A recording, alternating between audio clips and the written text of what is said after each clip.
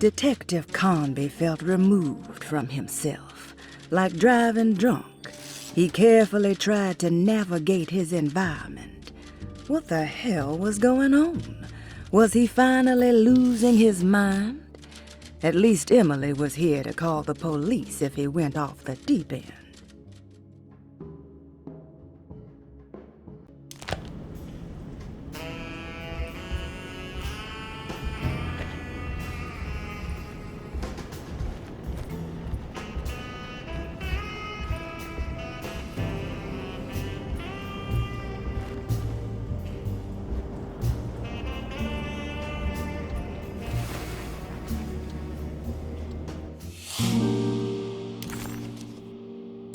Huh. Has that been there this whole time?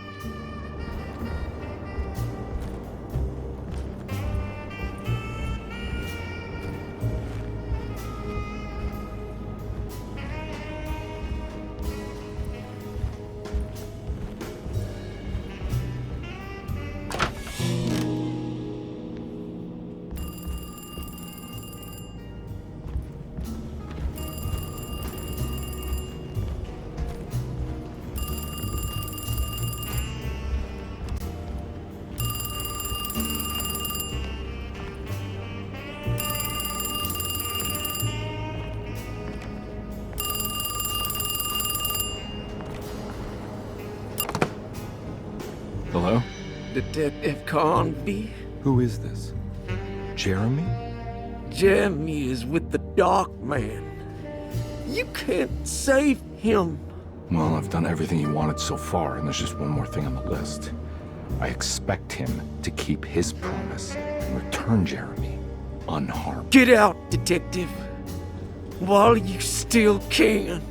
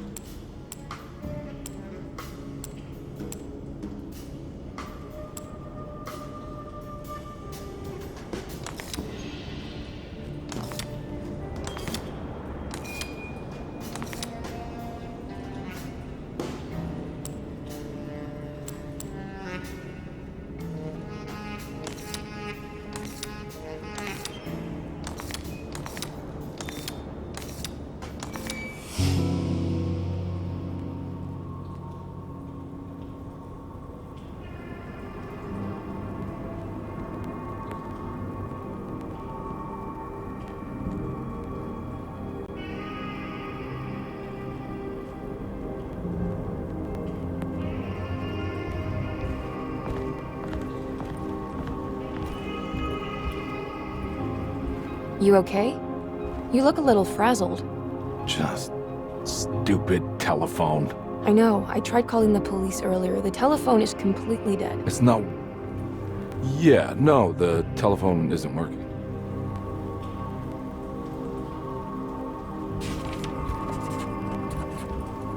Detective Carnby was worried Emily could tell, that she could see the madness written on his face. But What if he was the only one seeing the truth? Could that still be the case? If only he could find evidence that would make her understand that he had seen beyond the veil, or at least something that would show her he was worth the money she was paying him. Miss Hartwood, I think you're gonna want to see this. Is there something in the closet? Yeah, there is. You don't see the very obvious gate leading to whatever Jeremy's madness is serving up next? I don't understand. Are you making some kind of fashion metaphor? I'm sorry, I don't have time for this. Can you just tell me what you're doing? You don't see this. It's fine. It's fine. Catch you later. Are you going inside the closet?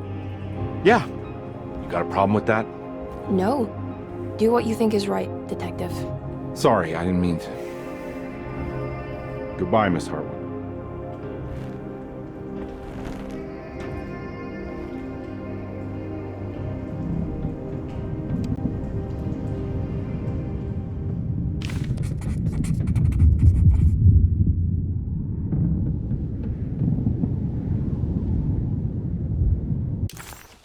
Disheartened by his failure to make Emily understand what he was doing, Detective Carnby actually felt better seeing the frozen hell before him. There was a finality to it. Its clear symbolic opposite to the dark man's desert made him realize this was the end. Soon it would all be over.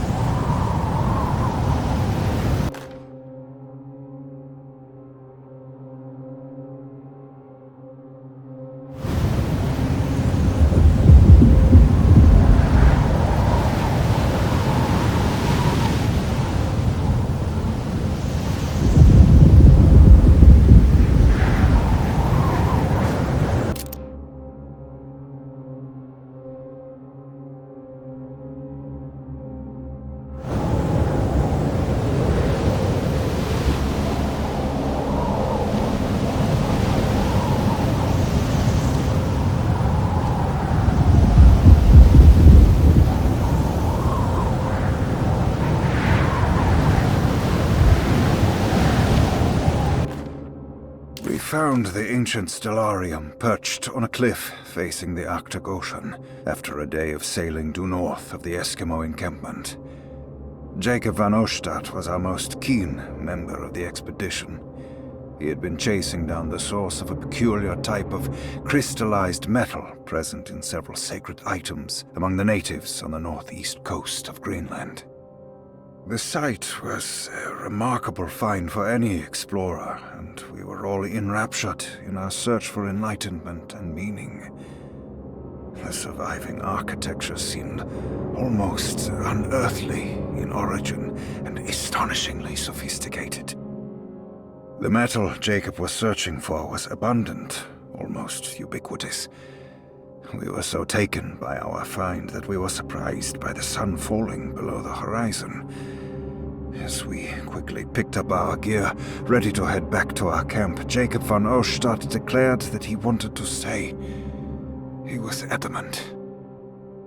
We begged him to reconsider. The night would be getting colder by the hour, and we feared for all our safety. Jacob refused, threatening us with violence if we wouldn't leave him alone. As the snowfall turned heavier, we left him there on his own. The next day, the weather became worse, and we had to spend hours enforcing our shelter as our tents became increasingly useless. The group had written off Jacob, thinking he must be dead. I had an urge to make one final attempt to save him, so I headed out as darkness fell with a handful of flares and headed toward the coast and up the climb towards the Stellarium. That's when I saw him, transfixed by a burning sky, that celestial lantern. Jacob keeled over and let out a painful shriek that struck me with such fear and pity. He was crying in agony, for the cold weather had ravaged his flesh. I called out to him, and he turned to face me. His vacant stare held me in place like a needle through a butterfly, and he said, "You must leave now, Ashtan. Go, and never come back." And so I left.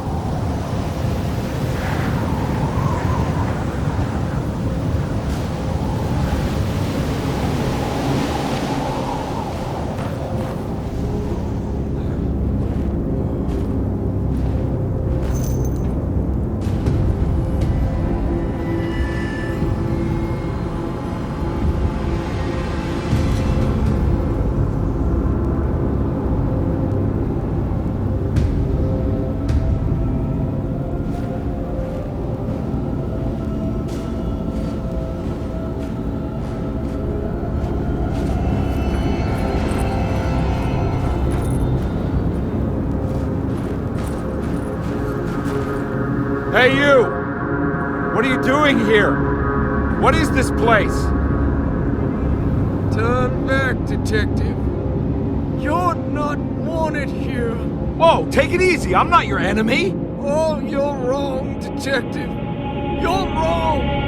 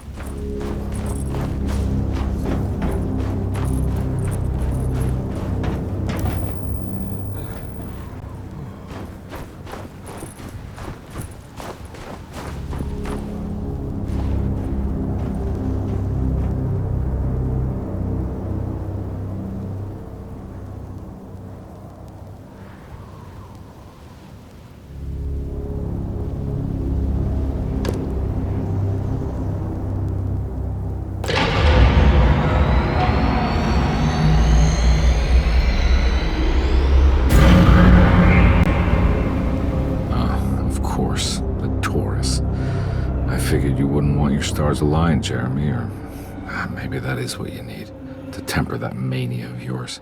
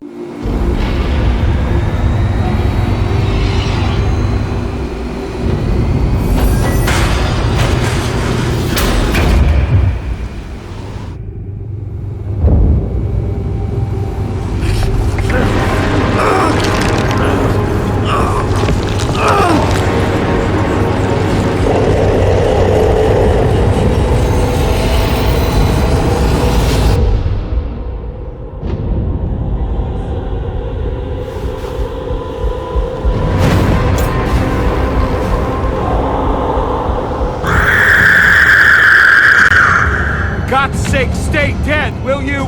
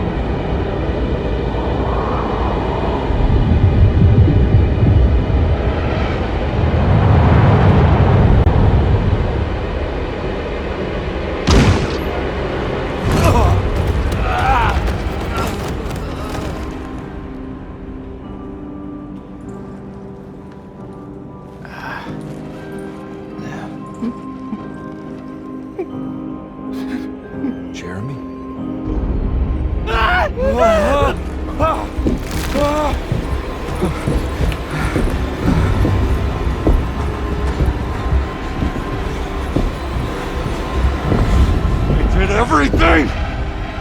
Aren't you happy? Stupid charlatan. What more do you want from me? You want me to lose my mind? Oh, my lord! Doctor! Baptiste! Quick! Jesus. What are you thinking, Carnby?